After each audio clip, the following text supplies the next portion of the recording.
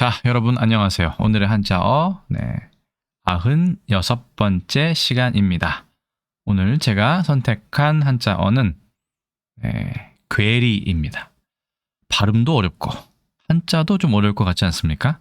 상당히 철학적인 어떤 그런 상황에서 표현을 해야 될 때 쓰는 말인데, 그래도 우리가 심심치 않게 듣거나 쓰는 한자가 아닐까 생각이 듭니다. 대충 어떤 뜻이라는 건 알지만 이게 정확히 글자 하나하나가 어떤 의미를 가지는지에 대해서는 저도 그랬고 잘 모르시는 분들이 더 많을 거라고 생각합니다. 바로 보겠습니다. 괴리 언제 보통 쓰거나 들으십니까? 저는 현실과 이상의 괴리 혹은 괴리감을 느끼다, 이럴 때 전 많이 쓰는 것 같습니다. 괴자, 리자 둘 다 아주 쉽진 않죠. 특히 전 괴자 같은 경우는 무언가 글씨를 쓰다가 만 것 같은 느낌이 개인적으로 듭니다. 이따가 또 보시겠지만 일단 일천 천자가 보이고요. 그렇죠? 그 다음에 북녘 북자가 또 보입니다. 리자는 그렇죠. 상당히 힘들어서 중국에서는 세 추자를 빼버리고 쓰기도 하죠. 뜻은 여기 나와 있습니다. 서로 어그러져 동떨어짐. 이렇게 어그러져의 뜻이네요. 얘는 떨어져 있다의 뜻이고요. 그래서 이 괴자는 상당히 재미있는 것이, 우리나라에서는 어그러지고 무언가 잘 맞지 않는 것을 나타내고요. 중국에서는 장난치지 않고 개구지지 않고 순종하고, 그 다음에 똑똑하고 총명하고 영리하고 의 뜻으로도 쓰인다는 겁니다. 중국에서는 오히려 이걸 더 많이 듣는 것 같아요. 중국어 공부하시는 분들 알겠지만 이 괴자라는 게 아이들을 칭찬할 때 많이 씁니다. 아니면 아이들에게 무언가를 시킬 때, 아니면 아이들의 기분을 좋게 만들고 싶을 때, 그럴 때 꽈이 하이즈 이런 거 많이 쓰죠. 자, 하지만 1번 뜻은 위배되고 서로 상반된다는 것은 우리랑 같습니다. 이 리자 같은 경우는 뒤에 나오겠지만 세 추자가 있습니다. 그래서 원래는 황리, 꾀꼬리를 뜻하는 글자였다고 합니다. 봉황을 뜻하는 한자였다는 설명도 1번과 2번입니다. 그만큼 이별할 때 이 떨어질 리자는 새와 관련된 표현일 가능성이 매우 큽니다. 다만 3번의 뜻에 보시면 분리되고 뭔가 떨어진다의 뜻이 바로 나옵니다. 그리고 나중에 또 설명드리겠지만 21번의 뜻에는 다 한어 대사전에서 가져왔습니다. 걱정거리의 뜻도 있다고 합니다. 왜 이 얘기를 하는지는 뒤에 가서 설명드리도록 하겠습니다. 그러면 우리나라에서 이 괴리라는 표현을 어떻게 쓰는지 최근에 혹은 예전에 신문 기사를 보면서 한번 살펴보도록 하시겠습니다. 1923년입니다. 보면 매일신보네요. 매일신보. 영불. 알겠네요. 영국과 프랑스 같아요. 괴리, 격심. 격심하다. 야, 그거 너무 심한 거 아니냐 할 때 심자가 한자였죠. 너무 심하다 그거는 할 때 심자입니다. 심할 심자입니다. 자, 그래서 괴리라는 표현을 그대로 쓰는 거 알 수 있고요. 1923년에 1940년대 보겠습니다. 역시 괴리라는 표현을 그냥 쓰네요. 반사경이라는 코너인가 봐요. 그래서 교양의 덕, 이성과 감정의 괴리. 1940년이라도 지금 우리가 써도 별로 어색하지 않을 만한 그런 괴리라는 표현을 한자로 그대로 쓰고 있습니다. 1967년입니다. 여기도 역시 괴리라는 표현을 그대로 도금 없이 한자로 쓰고 있습니다. 그러게요. 이거 전서체 같은데요. 그죠? 한국 소설 문학 50년 기념 시리즈 되어 있습니다. 문학적 세대의 전개 과정. 앞으로 그 컨텐츠를 할 때 그냥 뻔한 컨텐츠보다는 예전에 신문에 나왔던 기사는 좀 재미가 없을 것 같고, 광고 같은 것도 예전에는 다 한자로 되어 있었거든요.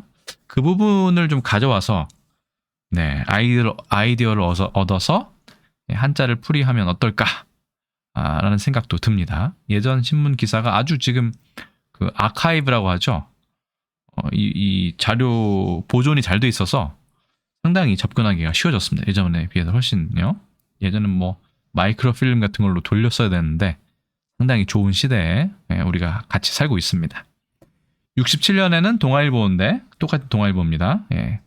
괴리를 한자로 썼으면 그 다음은 어떨까요? 70년, 3년 뒤에 70년에는 괴리라고 쓰고 한자를 병기했네요.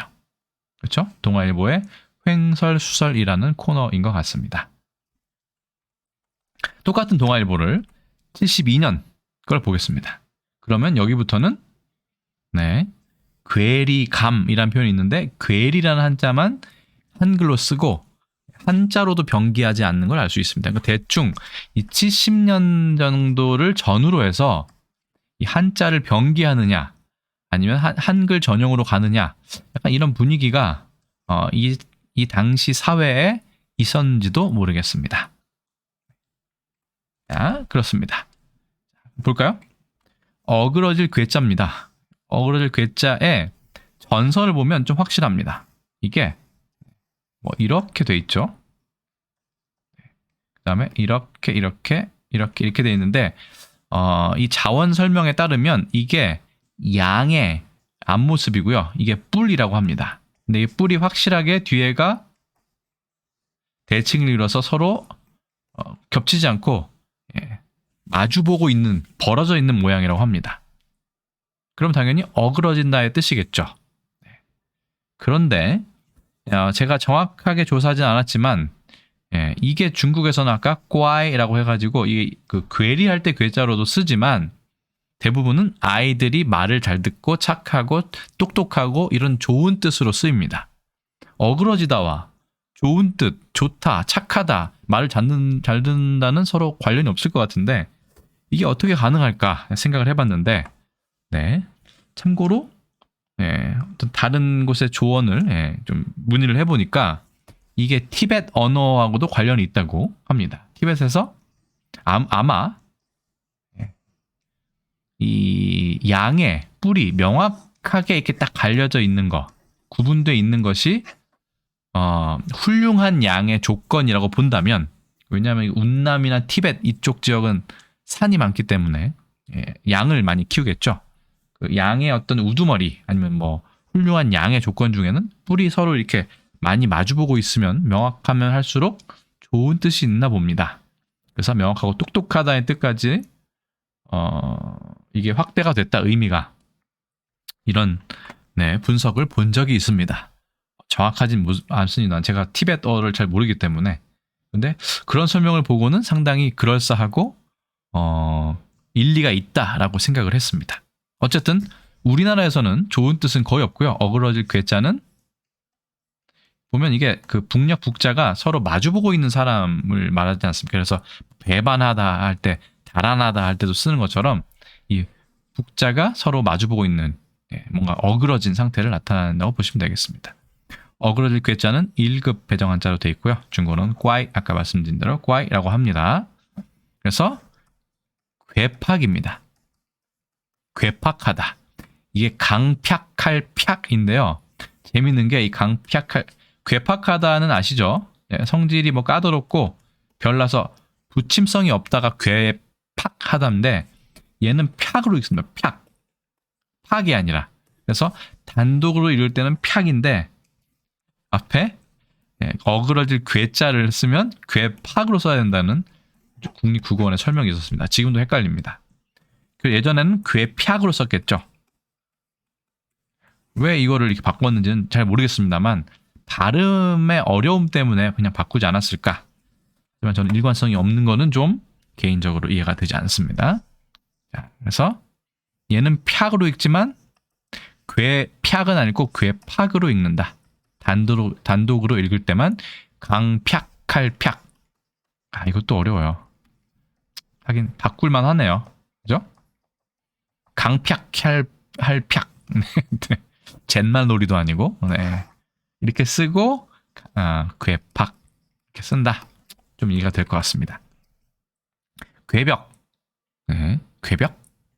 성격 따위가 이상 야릇하고 까다로움. 이 벽은 궁벽할 벽자의 2급 하는데 뭐 산간 벽지할 때 아마 편벽하다 할 때 벽일 겁니다. 궁벽할 벽 2급입니다. 근데 우리 궤벽이 있어요. 궤상한 어떤 버릇이 있다. 버릇, 궤의할 궤자가에 버릇 벽자를 써야 됩니다. 뭐 도벽이 있느니 할 때 버릇 있지 않습니까? 1급 단어고 얘는 2급 단어입니다. 서로 둘이 발음은 같지만 뜻이 다르다는 거 알아두시면 될 것 같고, 그래서 이 궤자를 활용한 단어가 많지 않았습니다. 그래서 이건 위궤라는 표현이 있길래 가져왔습니다. 어기고 배반함. 그러니까 위자 있죠?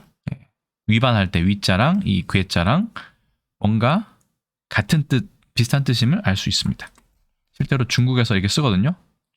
궤웨이 해가지고 궤가 아니라 궤위로 실제로 쓰기도 합니다. 중국에서는요. 그 다음 글자입니다. 아까 그 새 이름만 2가지 나왔었죠. 첫 번째는 황새였나요? 네, 였고 두 번째는 봉황이었는데 꾀꼬리였던 것 같습니다. 꾀꼬리. 그렇죠? 일단은 갑골문을 보시면 상당히 재미있습니다. 새가 이렇게 있고 밑에 손잡이 달린 그물이 있죠. 그래서 2가지 해석이 있는데 하나는 이걸 잡고 있는 모양입니다. 새를 잡아요. 새가 잡힌 거죠. 이제 그게 이제 그 자즈왕의 설명이었고, 우리나라 한자로드에서는 어떻게 되어 있었냐면 날고 있는 새가 손잡이에 달린 그물에 잡히다가 다시 놓치는 걸 말한다고. 그러면 떠날 리가 되긴 하겠네요. 어쨌든 원래 뜻은 새였다. 그래서 새의 모양이 갑골문에 나와 있다. 근데 점점 바뀌어서 걸리다, 이게 걸릴 리자거든요. 이거랑 같은 글자가 됐다라는 설명이 있었습니다. 그래서 새 주자가 있죠. 어쨌든 지금은 떠나다, 분리되다, 흩어지다의 뜻이 되어버렸습니다. 그래서 장음의 4급 단어입니다.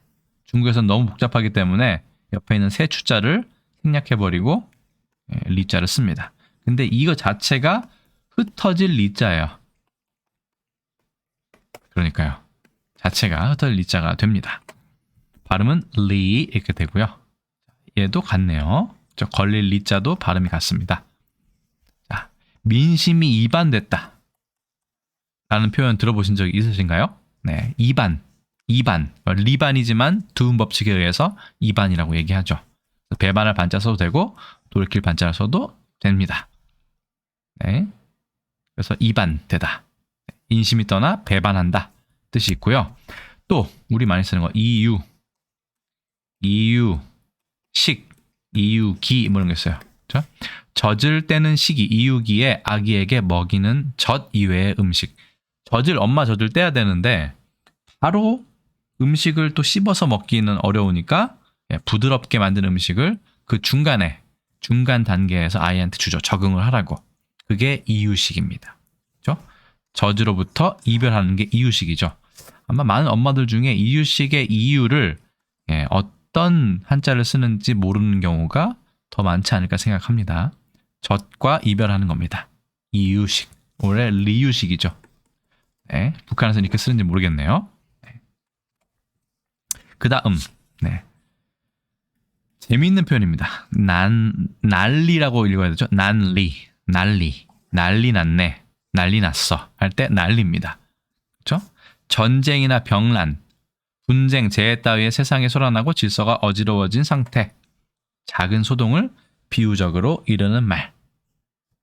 그래서 속뜻 사전에 보니까 이게 어떤 그 어지러움을 피한다라고 돼 있습니다. 난리는 그런 게 아니죠. 그런 소동을 나타내죠. 소동. 그래서 전쟁으로 인한 난리를 말한 거죠. 한마디로. 그런 상황, 어지러운 상황. 그래서 이 난자는 알겠는데 왜 리자가 들어갔는지 처음에는 흩어지다의 뜻으로 생각했어요. 그것도 되겠죠. 이게 흩어지다의 뜻이 있으니까요. 그래서 전쟁으로 뿔뿔이 흩어지는 어떤 그런 비극, 가족과 헤어지고 친구와도 헤어지고 사람들과 헤어지는 그런 비극을 나타내는 게 난리가 아니었을까 했는데 한어 대서전에 보니까 이 리자 중에 근심, 걱정의 뜻이 있었습니다. 실제로 전고도 있었고요. 그렇게 보면 뭐 어지럽고 근심, 걱정거리가 있는 것은 난리라고 한다. 뭐 난리통, 물 난리 많이 쓰죠 요즘에도. 난리 났다 할 때 이 난리도 한자였다는 거 알아두시면 좋을 것 같고요. 제가 잘 애매한 글자 중에 하나가 이 지리멸렬이었습니다. 무언가 진전이 안 되고 그 상태에서 머무는 상태라고 저는 생각을 했었는데 실제로 사전적인 의미는 그게 아니었습니다. 지리든 멸렬이든 완전히 다 흩어진 상태입니다. 그렇죠? 그래서 뭔가 갈피를 잡을 수 없는 그런 상태를 나타내는 거였어요. 지리도 마찬가지고 멸렬도 마찬가지고. 그렇죠? 찢어질 열자에 보면 옷 의자가 있죠. 이건 옷과 관련된 이야기입니다. 찢어진다. 이거는 이제 사라진다 이런 거니까요. 그래서 이리저리 흩어지고 찢기어 갈피를 잡을 수가 없음. 지리멸렬이라고 합니다. 지리는 지루하다의 잘못된 표현. 따분하다, 지리하다. 거기서 온 것 같아요. 근데 지루하다. 지루하다가 지리에서 온 거죠. 그래서 지리는 원래 분열되다의 뜻이고 멸렬도 찢어지고 분열된다의 뜻입니다. 그러니까 둘이 비슷한 글자가 아닐까 생각이 듭니다. 그러면 괴리라는 표현을 한중일 한국에서는 어떻게 쓸까? 우린 괴리라고 쓰고요. 중국에서는 꽈이리라고 씁니다. 주로 경제 용어에 많이 쓰더라고요. 괴리라는 표현을 저는 그래서 많이 들어보진 못했습니다. 제가 뭐 다 들어볼 수는 없겠지만 대신 얘는 많이 들어본 것 같아요. 차주 이건 많이 쓰는 것 같아요. 그렇죠? 격차. 인데 차거죠. 거리 할 때. 그래서 현실, 현실과 유, 리상, 이상은 总是 항상, 맨날, 언제나 有差距的. 항상 괴리가 있는 법이다. 현실과 이상은 괴리가 있는 법이다. 그렇죠. 그래서 저는 개인적으로 우리나라의 괴리에 해당하는 표현은 차주가 좀 더 맞지 않느냐. 물론 얘는 꼭 문어체라고는 할 수는 없지만 그래도 현실과 이상의 격차 할 때는 차주가 맞는 것 같고 조금 더 전문적인 용어를 원하신다면 그대로 한자를 써서 꽈일리라고 쓰면 될 것 같습니다. 일본어 볼까요? 일본어는 카이리 이렇게 되어 있네요. 똑같네요. 그렇죠? 근데 일본어의 특징이 있습니다. 일본어는 괴리가 되다. 안 쓰죠 우리는. 근데 일본어는 주로 동사 스루를 넣어가지고 뭐뭐 하다. 그렇죠? 괴리가 일어나다로 많이 씁니다. 그래서 겐지즈도 카이리시다 리소라고 해서 현실과 괴리된, 유리된, 뭐 유리란 말 우리 쓰긴 하는데요, 그죠? 된 이상이라는 표현처럼 스루 뭐뭐 하다라는 표현을 많이 활용해서 쓰고 있는 걸 알 수 있습니다. 영어는 gap, between.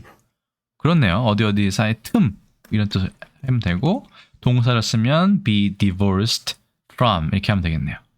보겠습니다. There is always a gap between reality and ideals. 항상 현실과 이상 사이에는 gap, 틈, 괴리가 존재한다.